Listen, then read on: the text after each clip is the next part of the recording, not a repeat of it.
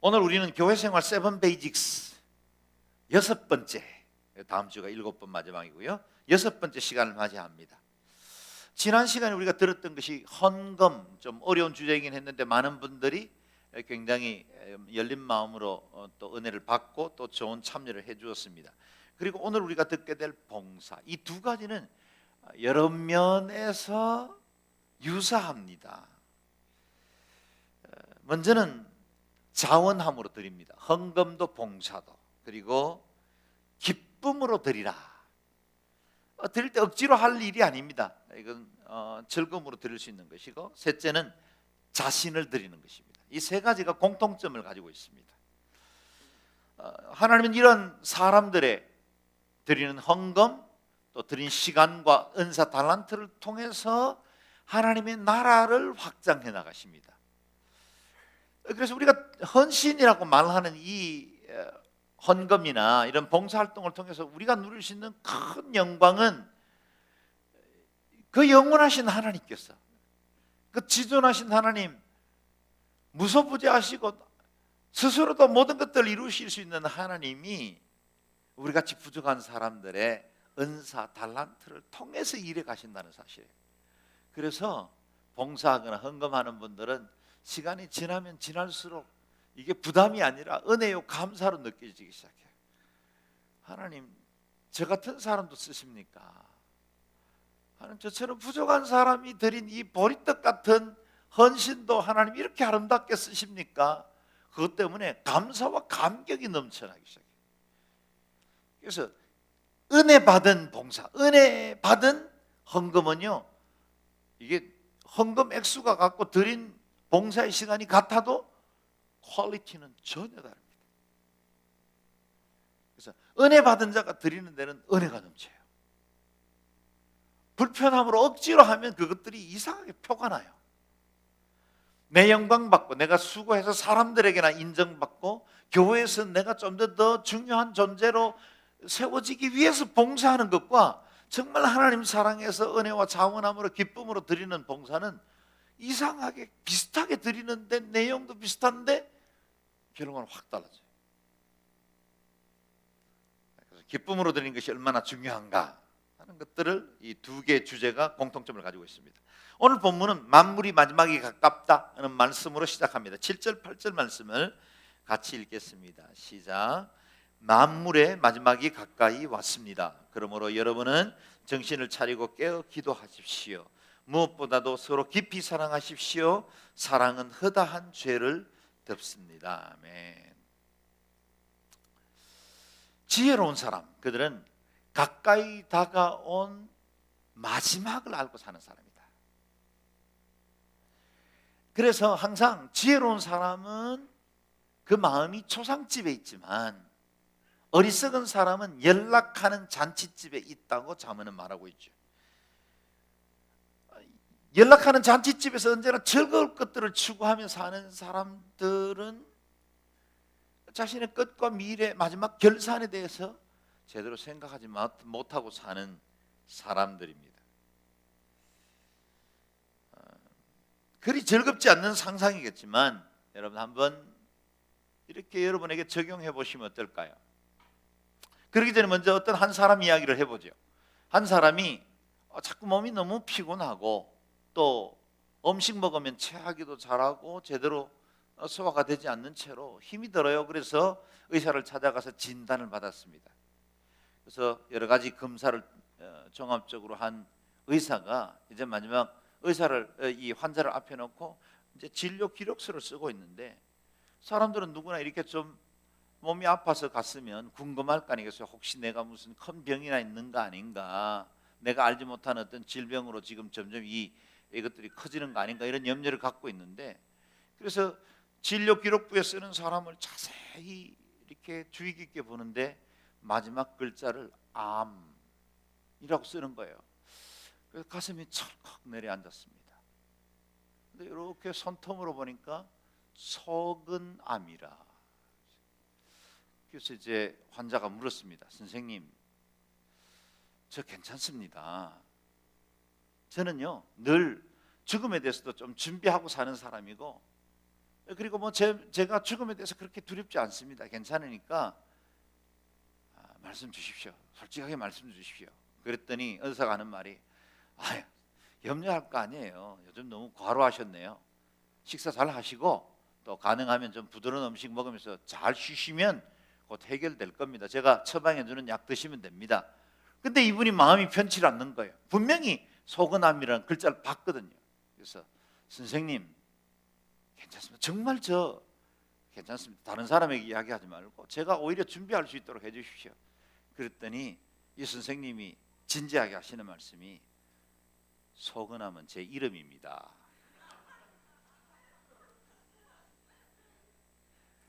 제 친구 중에 한 분 이름이 허귀암이었어요. 소근암 비슷한 이름이죠. 우리 마음이 두려우면 이렇게 전혀 다른 사람들이 생각하지 않는 불안함과 또 염려를 하기도 하죠. 그런데 여러분이 병원을 갔는데 어느 날 정말 이런 유머 같은 이야기가 아니라 의사가 말하기를 시간이 얼마 남지 않은 것 같습니다. 조용하게 지금 치료해도 좀 늦은 것 같고 조용하게 삶을 정리하시는 시간을 갖고 드시고 싶은 건 마음껏 드시고 좀 가족들과 좋은 시간을 가지십시오. 만약 그렇게 진단을 내렸다고 한번 생각해 보십시오. 2번, 3번 진단을 받는데 똑같은 결과가 났어요. 상상하고 싶지 않겠죠. 그리고 목사가 이 오후에 예배하러 온 사람에게 너무 협박 같은 말씀을 주셔서 그다지 기분이 좋지 않을 수도 있겠습니다. 그러나 만약에 우리가 그런 이야기를 들었다면 그 다음부터 아마 죽음에 대한 두려움이나 염려들도 있겠지만 내가 지금 남은 시간 살아가는 그 하나하나가 굉장히 소중한 시간이 될 거예요. 만남이 얼마나 절박하겠어요. 가족들과 함께 둘러앉아서 먹는 그 밥이 그때 그 시간이 얼마나 의미 있는 시간이겠어요. 밖에 나가서 바라보는 그 가을 하늘, 단풍들, 그리고 들판에 황금빛으로 익어가는 그런 곡식들 보면서 아마 그 가슴이 뭉클하고 이 아름다운 세상 내가 더 이상 누리지 못하는구나, 그런 슬픈 마음도 들 것이고, 그러나 한순간 한순간이 정말 아껴야 되겠다는 생각으로 열심히 살 거예요. 오늘 본문이 바로 그걸 말하고 있습니다. 제가 여러분들에게 좀 서운하겠지만 또 한 가지 예언을 할까요? 여러분 곧 죽어요. 여러분 곧 죽어요. 못 믿겠는가 보군요. 다 죽는다니까요. 우린 다 시한부 종말을 가지고 살아요. 우린 다 시한부의 인생을 삽니다. 어떤 사람은 조금 더 길이의 장단의 차이가 있을 수는 있지만 모든 사람들은 다 죽음의 그 마지막 한순간에 향해서 계속해서 내 시간이 카운트다운 되고 있다는 거예요. 그래서 오늘 본문에 보면 만물의 마지막이 가까워왔다. 어떤 사람에게는 우주적 종말이 있고 어떤 사람들에게는 개인적 종말로 자기 인생을 마치는 사람도 있을 겁니다. 그 시간이 얼마이든지 간에 내가 마지막을 염두에 두고 산다면 내 삶의 한 순간순간이 굉장히 의미 있게 다가올 거예요. 그냥 가치 있고 의미 없는 인생으로 그렇게 시간을 낭비할 수는 없지요. 매 순간 하나하나가 정말 내게는 감동이고 그리고 절실한 사건으로 다가오게 될 겁니다. 마지막을 사는 저와 여러분이 가져야 할 삶의 수칙이 있습니다. 방금 읽은 말씀에 2개의 명령이 나오죠. 만물의 마지막이 가깝다. 그러므로 여러분은 정신을 차리고 깨어 기도하라. 또 서로 깊이 사랑하라. 종말을 아는 사람의 2가지 삶의 태도입니다. 영적으로는 깨어 기도하십시오. 2번째는 서로 깊이 사랑하는 겁니다. 내 옆에 있는 사람 소중히 여기는 것이죠. 우리가 늘 듣던 명령이고 실제로 잘 알고 있지만 실천하기 정말 어려운 2가지 사실이기도 하죠. 그럴 때마다 우리가 늘 기억해야 할 것은 마지막을 향해 지금 나는 걸어가고 있고 나는 시한부로 살고 있으니 내 삶을 이 2가지의 중심을 두고 살아야 한다 라고 적용해 보십시오.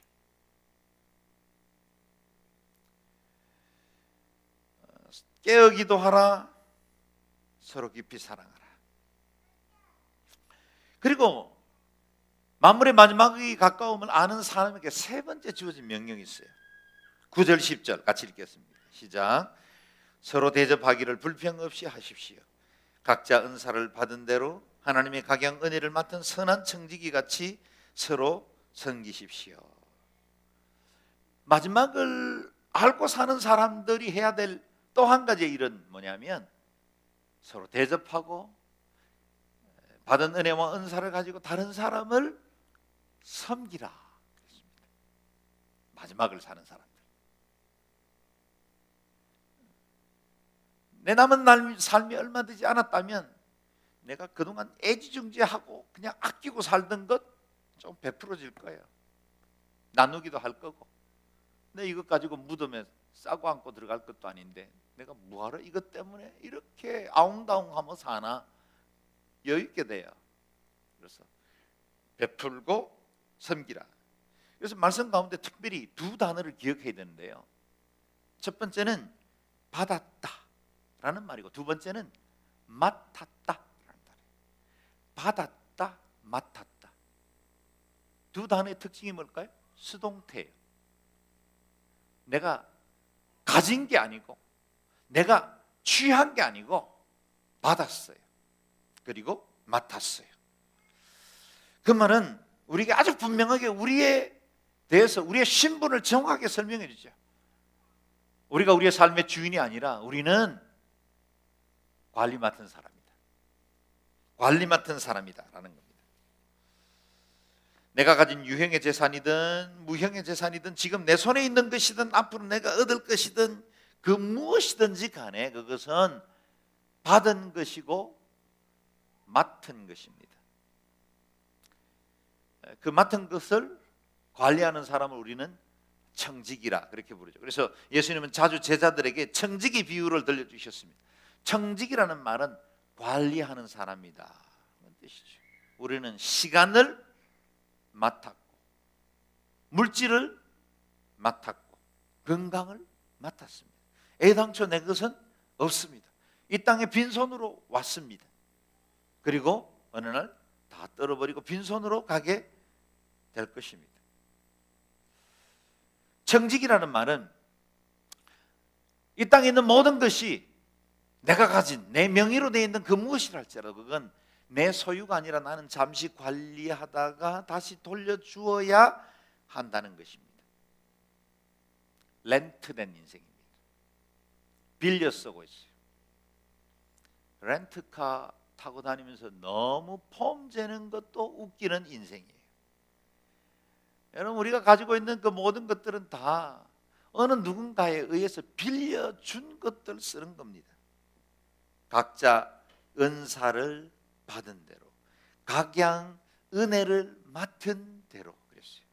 여기서 은사라는 말의 뜻 자체가 하나님께서 값없이 주는 선물 그런 뜻입니다. 은사 하나님께서 대가 없이 우리에게 주신 선물 기프트다. 기프트. 은사라는 말은 헬라어 카리스마타. 왜 우리가 카리스마 있네. 그 가수 카리스마 있다 그렇게 말하잖아요. 목사님 카리스마 있어요. 저도 간혹씩 그렇게 듣습니다. 여러분 못 믿겠지만. 근데 그 카리스마가 있다는 말은 뭐 아주 대단하고 영웅적인 어떤 인물을 높이기 위해서 한 말이 아니라 그건 그냥 그 사람에게 은혜로 주어진 선물이에요. 카리스마도 내 것이 아니에요. 나는 그냥 받은 것입니다. 이 카리스마라는 말에서 카리스, 은혜라는 말이 같은 어근을 갖습니다. 그래서 은혜와 은사는 같은 뿌리를 가지고 있는 말들. 은혜로 주어진 것, 그게 카리스마입니다. 다시 말하면 내 것은 없는 것입니다. 지금 내게 오기 전까지 어떤 물건이든 어떤 재산이든 어떤 땅이든 그거 다른 사람 거였잖아요. 여러분 우리가 태어나기 전에 이 땅은 누군가 살고 있었다니까요. 그러다가 지금 우리가 열심히 땀 흘려서 때로는 내 명의로 그 땅 얼마간을 소유하기도 하고 내가 어떤 물건을 내 거라고 생각하고 살고 있지만 우리가 떠날 때 딱 두고 떠나면 어느 누군가가 그 땅의 주인이 될 거고 어느 누군가가 물건을 차지하기도 하고 이 땅 지구를 어느 누군가에 의해서 운영될 거예요. 내 거라는 것은 아예 없었다는 겁니다. 청직입니다. 관리직으로 맡긴 겁니다. 빌려 쓰는 것입니다. 잠시 맡겨둔 겁니다. 청지기가 뭡니까? 종을 의미합니다. 종은 맡긴 주인의 목적에 합당하게 쓰는 것이 종의 자세입니다. 하나님께서는 어떻게 사용하라고 말씀하십니까? 오늘 본문에 서로 봉사라, 서로 섬기라. 우리가 하나님을 섬긴다는 것은 무슨 말입니까?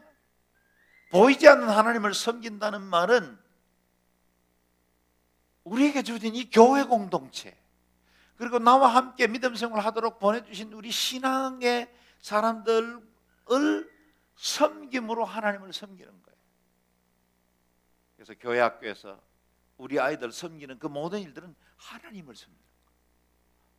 우리가 성가대 찬양팀으로 섬기기도 하고, 교회에서 순장으로 섬기기도 하고, 여러 모양으로 다른 사람들을 섬기는 이 모든 것들이 하나님을 섬기는 겁니다. 릭 워렌은 목적 40일이라는 책에서 이렇게 말했습니다. 만약 내게 다른 사람을 사랑하는 마음이 없고 다른 사람을 섬기고 싶은 마음도 없으며 오직 내 일에만 신경을 쓴다면 정말 예수님이 내 삶에 살아계시는지를 반문해 보아야 한다. 상당히 도전적인 말이죠. 정말 내가 이기적으로 내 신앙생활에 대해서만 고민하고 있고 내 피로들만 채우는 신앙생활을 하고 있다면 진짜 예수가 내 안에 살아계시는가 물어보라는 겁니다. 예수님이 살아계시면 우리가 이렇게 멀쩡하게 살 수 있겠습니까? 그리스도의 마음과 생각이 우리 인생을 지배하고 주님의 그 가르치신 교훈과 법도가 우리의 삶을 다스릴 때 어떻게 과거처럼 똑같이 살겠어요? 여러분, 성령님이 우리 안에 임하면 뭔가 변화가 일어납니다. 다른 세상이 되는 거예요. 밖에 나가서 갈비 구워 먹으면 내 몸에 갈비 냄새가 배기는 거예요. 여러분, 내가 예수 믿는 사람들과 오랫동안 신앙생활하면 내가 예수 냄새가 나야 돼요. 내가 신앙생활 10년, 20년 했다는데 예수 냄새도 나지 않는다면 그거 이상한 거 아니에요? 굉장히 큰 기적이죠. 예수님이 내 안에 살아계신다는데도 여전히 내 이기적인 삶과 내 야망을 위해서 살아간다면 그것도 기적입니다. 어떻게 그럴 수 있겠어요? 그럴 수 없는 겁니다. 못을 자루에다 넣으면 못이 삐죽삐죽 튀어나오는 게 당연하죠.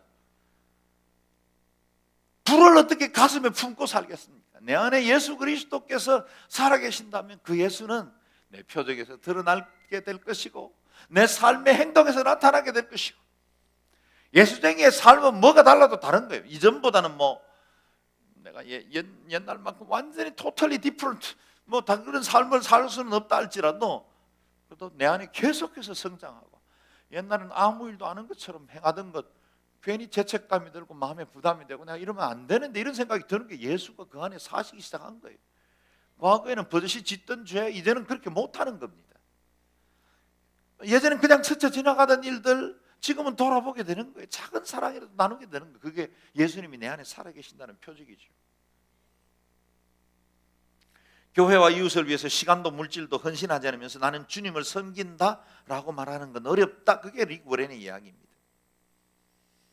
입술의 고백뿐만 아니라 그분이 참으로 내 삶의 주인이시라면 그분의 뜻대로 내 시간을 배정하고 그분이 원하는 대로 우리가 물질을 쓰고 하나님께서 기뻐하시는 방법대로 내 인생을 드려지는 것, 그게 마땅한 삶이 아니겠느냐 하는 겁니다. 예수님께서 당신의 삶의 목적이 무엇이라고 하셨습니까? 주님도 이 땅에 오실 때 섬기기 위해서 오셨다 그랬어요. 주님도 이 땅에 오신 목적이 섬김을 위해서 오셨다고 하셨어요. 마태복음 20장 28절 말씀을 같이 읽어보겠습니다. 시작. 인자가 온 것은 섬김을 받으려 함이 아니라 도리어 섬기려 하고 자기 목숨을 많은 사람의 대속물로 주려 함이니라. 아멘. 다른 사람을 위해서 자기 목숨을 대속물로 주기 위해서 오신 분이 그리스도십니다. 그 그리스도가 내 안에 계시는 거예요. 봉사하지 않을 수가 없다는 거예요.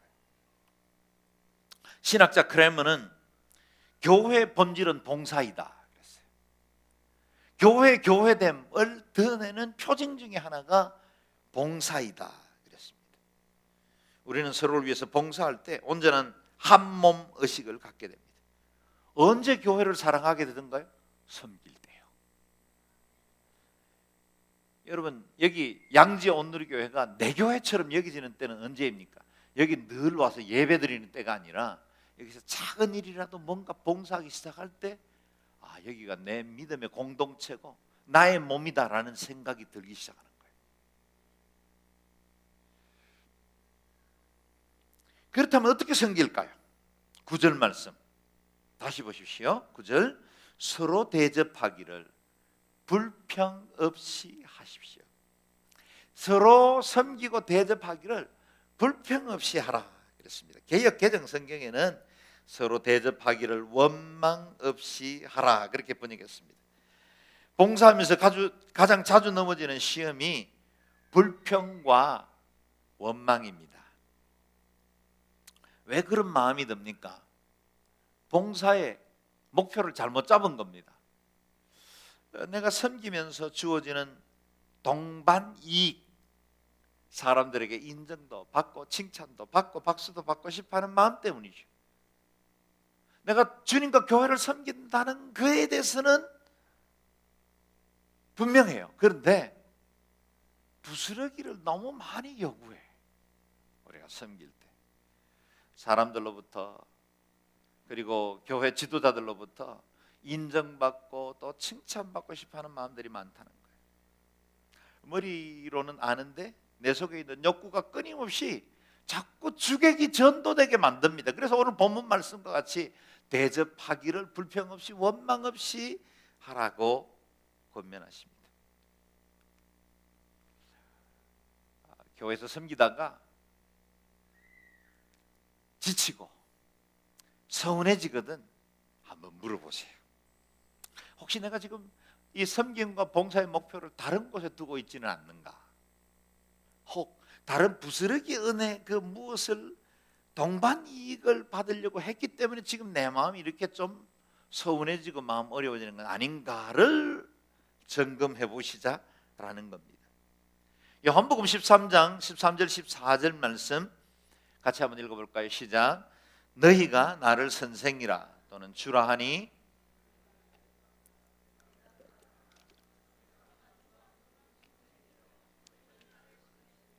너희도 서로 발을 씻기는 것이 옳으니라. 아멘. 봉사에 섬기는 교회 봉사는 높은 자가 낮은 자를 섬기는 거예요. 선생이 제자의 발을 섬기는 겁니다. 준비된 사람이 준비되지 못한 사람을 섬기는 거예요. 성숙한 사람이 미숙한 사람을 섬기는 겁니다. 저기 앞서 나가 있는 사람이 뒤처진 사람을 섬기는 겁니다. 그래서 교회 봉사를 할 때는 언제나 내게 하나님께서 이만큼 은혜를 주셨고 이만큼 준비되게 하셨기 때문에 내가 섬김으로 주의 사랑과 은혜를 흘러보낸다라고 생각하면 틀림이 없습니다. 어느 누군가가 섬겨주었고 어느 누군가가 기다려주었고 봉사했기 때문에 내가 여기까지 신앙 성장한 거 아시지요? 저도 청년 때 막 예수 믿어서 정말 불같이 주를 사랑하고 교회를 섬길 때 지금 생각해 보면 그 순수함은 지금도 못 따라가요. 모방하기가 힘듭니다. 그러나 그땐 참 미숙했어요. 미처 준비되지 않은 채로 내게 주어진 이 복음이 너무 감사하고 감격해서 섬기지 않을 수가 없었어요. 그래서 주일날은 그야말로 온종일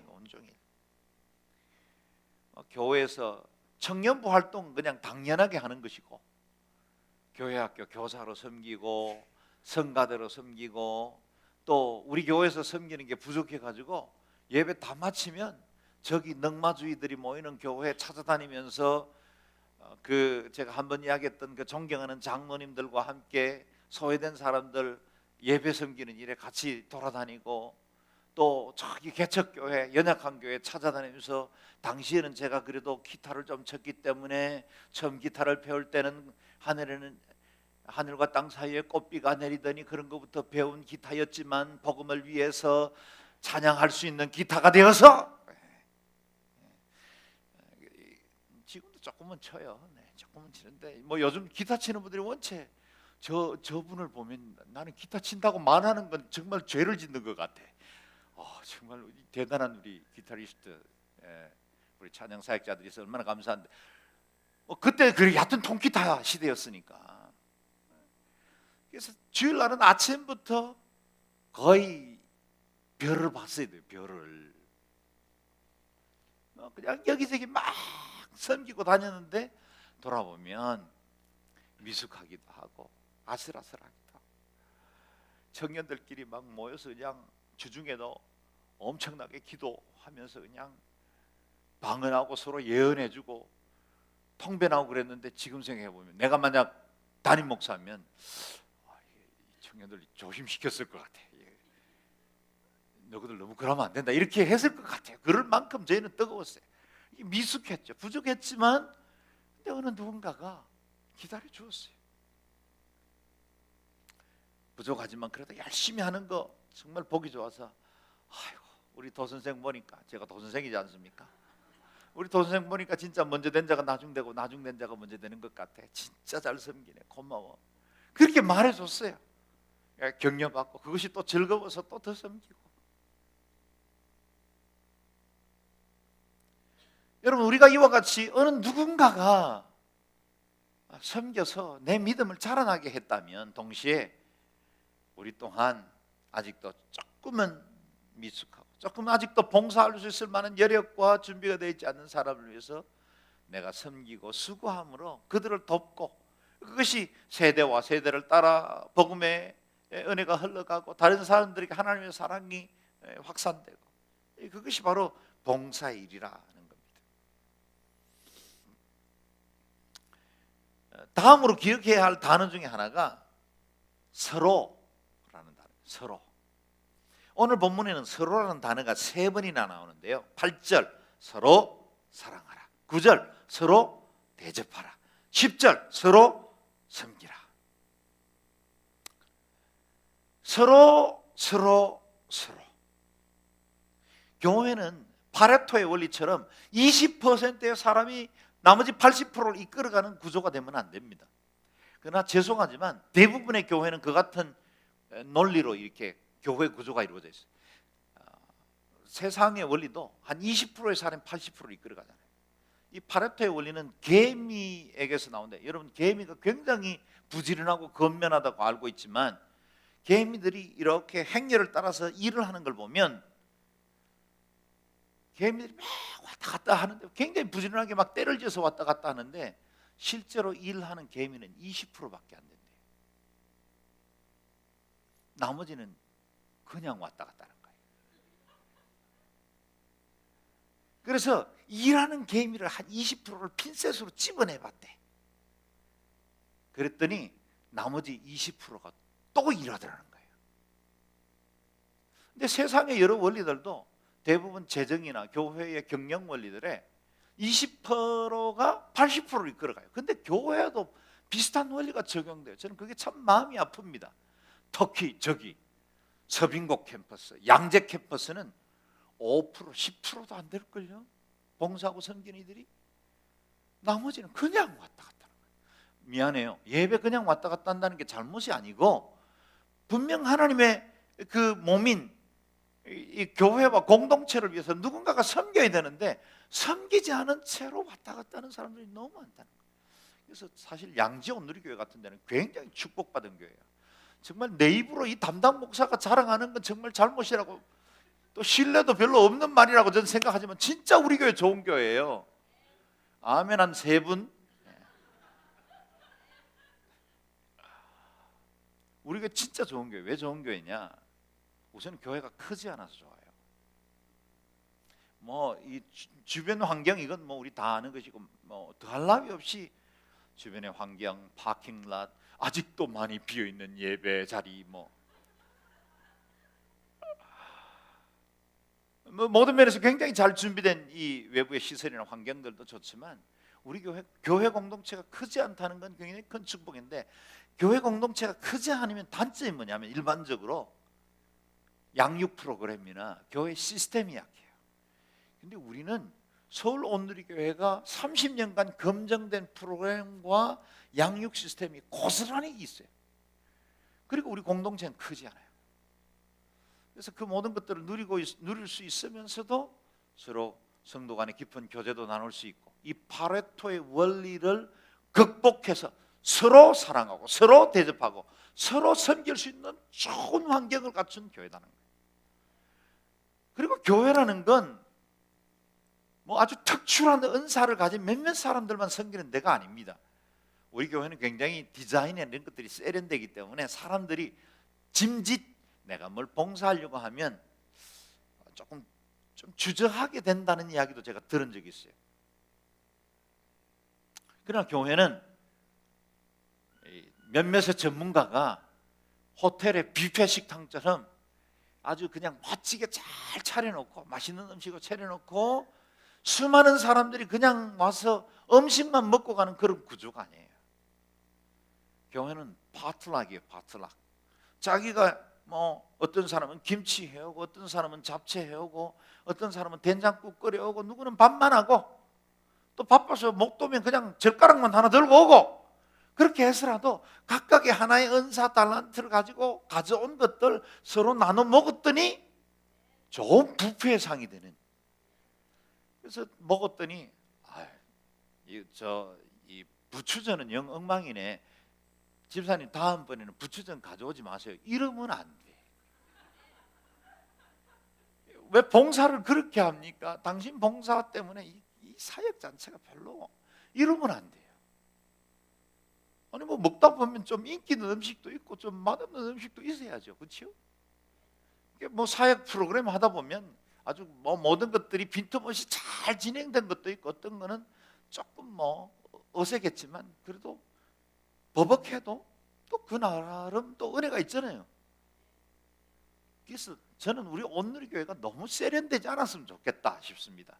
뭐 사실 제가 농촌처럼 생겼기 때문에 농촌 사람 같이 생겨가지고 뭐 우리 교회가 그리 세련될 거라고 생각하지는 않아요. 그러나 어쨌든 교회는 그냥 자기들의 작은 헌신이라도 이렇게 하나둘씩 모여서 교회 아름다운 공동체를 세워나가는 그런 모델이 되어야 한다는 겁니다. 그리고 또 실제로 교회 내에서 아무런 사역에도 동참하지 않는 사람들의 이야기를 들어보면 그들의 성도들의 기억 속에 봉사하다가 다친다, 이런 전설이 하나씩 들어있어요. 그냥 조용하게 예배 드리면 나는 늘 은혜 받고 하나님께서 내게 베푸시는 그 사랑, 감동적으로 예배를 드리는데, 봉사하다 보면 반드시 이렇게 삐끄덕대고 다른 사람하고 부딪히기도 하고, 그래서 그러다가 신앙생활을 까먹는다. 그래서 봉사하는 것보다는 조용히 주님 섬기는 것이 훨씬 낫다라고 생각하는 분들도 있습니다. 특별히 사역하다 지치신 분들, 그래서 아예 멀찌감치 적당한 거리에서 신앙생활을 하고 싶어하는 분들도 없지 않으리라고 생각을 합니다. 물론 섬기다가 다시 다칠 수 있습니다. 다시 어려운 관계 속에 들어갈 수도 있습니다. 그러나 이 섬김과 봉사를 통해서 우리의 영혼이 더욱더 강건하여지고 하나님 기뻐하시는 온전한 사람으로 빚어져 간다는 사실을 기억해야 합니다. 그래서 봉사하지 않을 때보다 봉사함으로 인해서 내 영적 내성이 강하여지고 더 온전한 하나님의 사람으로 빚어지는 것이면 털미 없다는 거예요. 사람들은 누구나 각자 자기 다른 은사를 가지고 있습니다. 사랑을 주지 못할 만큼 가난한 사람은 없습니다. 사랑을 받지 않아도 될 만큼 부유한 사람도 없습니다. 우리는 저마다 각각 다른 은사를 가지고 있습니다. 저마다 다른 은사의 도움을 받습니다. 나는 당신이 필요하고 당신은 내가 필요합니다. 이게 교회입니다. 그래서 서로의 약점들을 덮어주기도 하고 기다려주기도 하고, 그래서 은사의 내용이 5달란트, 2달란트 하나 조금씩 차이는 있을 수 있어요. 그러나 모든 은사는 다 필요합니다. 미국의 윌로우 크릭 교회에 가서 좀 인상 깊었던 것 중에 하나, 한켠에 자동차 정비팀들이 있었어요. 그래서 주로 싱글맘들, 뭐 이혼하거나 사별하거나 여성 혼자 운전을 하고 다니고 애하고 다니는데 주중에는 일하느라고 제대로 자동차 정비할 수도 없고 주일날은 교회 와야 돼요. 또 뭐 대부분의 여성들이 그렇지만 뭐 엑셀레이터, 이 핸들 이런 건 알지만 이 자동차 안에 무슨 원리가 있는지 잘 모르기 때문에 아주 간단한 정비도 못하는 사람들도 있거든요. 그래서 이 정비팀들이 주일날 한켠에 그 야드 큰 주차장 한켠에다 그걸 만들어 놓고 섬기더라고요. 거기는 이제 주일날 싱글맘들이 차 가지고 와서 거기다 놓으면 그분들이 또 열심히 예배드리고 나서 그걸 또 이렇게 수리를 해줘요. 뭐 이런 섬김이라든지, 어떻게 보면 우리 교회에도 섬길 것들이 너무 많죠. 만약에 당신들이 지금 하고 있는 일들이 있다면 그건 다 교회에 필요한 거예요. 교회에 필요하지 않는 은사는 아무것도 없어요. 무엇이든 섬길 수 있습니다. 이렇게 섬김으로 인해서 교회 공동체에 하나님의 사랑이 풍성해지고 주의 뜻이 이루어집니다. 11절 말씀은 섬김에 대한 좋은 지침을 주시는데요, 같이 읽어보겠습니다. 시작. 누구든지 말을 하려면 하나님께서 말씀하시는 것 같이 하고 누구든지 섬기려면 하나님께서 공급하시는 힘으로 하는 것 같이 하십시오. 이는 모든 일에 하나님께서 예수 그리스도로 인해 영광을 받으시게 하려는 것입니다. 영광과 능력이 세세무궁토록 그분께 있기를 빕니다. 아멘. 봉사의 끝에 주님 앞에 세세무궁토록 영광이 있기를, 축복의 그런 찬양이 나오는데요, 봉사는 언제나 하늘로부터 임하는 힘으로 해야 한다. 중요한 원리야.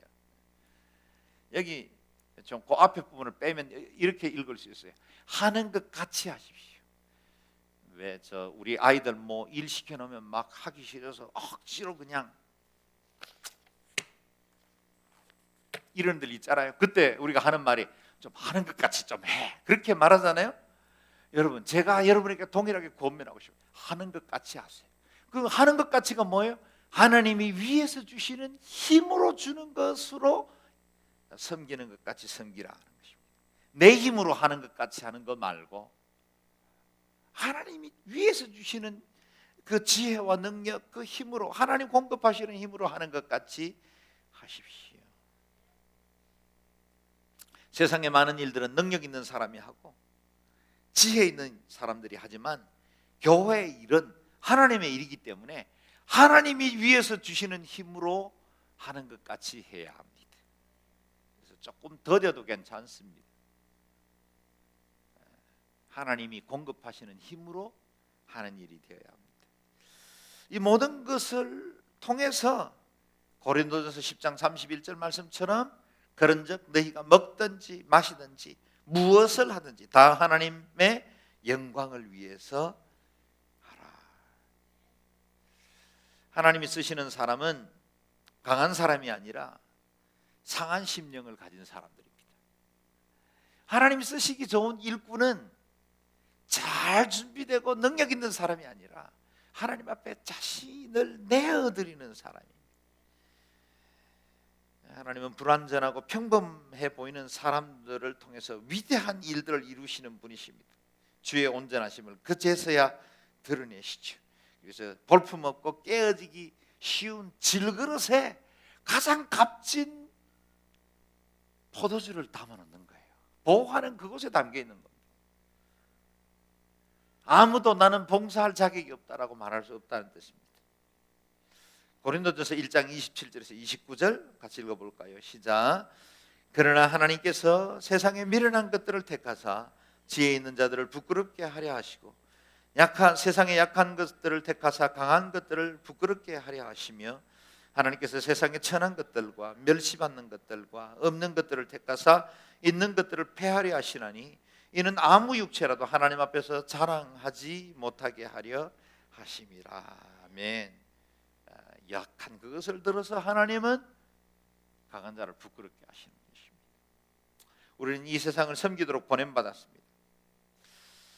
하나님께서 우리를 구원하셔서 영생을 주셨는데 아직도 그 영생 얻은 것대로 천국으로 바로 데려가지 않고 이 땅에 남겨두신 이유가 뭘까요? 그것은 이 땅을 섬기라고 세워주십니다. 섬기라. 아직도 그리스도를 알지 못하는 사람, 아직도 미숙한 사람, 아직도 하나님의 은혜 가운데 제대로 쓰지 못하는 사람들을 섬기고 세상을 변화시키고 하나님의 복을 흘러보내라고 주신 기회입니다. 내 삶의 지경은 얼마나 많이 가졌는가로 평가되지 않습니다. 내가 나눈 만큼이 내 삶의 분량입니다. 내가 얼마만큼 나누고 얼마만큼 섬겼느냐가 내 삶의 가치를 결정합니다. 고린도전서 15장 58절 마지막으로 같이 읽겠습니다. 시작. 그러므로 제가 읽을게요. 나왔네요. 시작.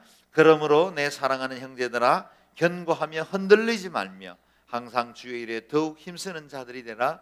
이는 너희 수고가 주 안에서 헛되지 않은 줄을 알미니라. 아멘. 여러분의 수고 주 안에서 헛되지 않습니다. 늘 감사함으로 주님 앞에 충성 봉사하시고 또 아직 그런 봉사의 기회를 갖지 못한 분이 있다면 여러분 초대합니다. 주 안에서 섬길 수 있는 많은 기회를 가짐으로 여러분을 통해서 하나님의 은혜와 사랑이 풍성하게 흘러가는 그런 축복과 공동체가 되기를 주의 이름으로 축원합니다.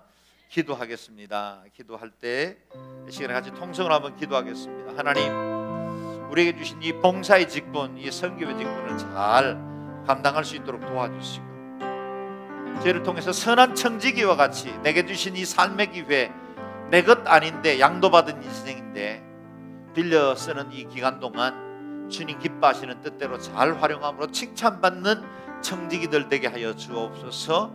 통성으로 같이 기도하겠습니다.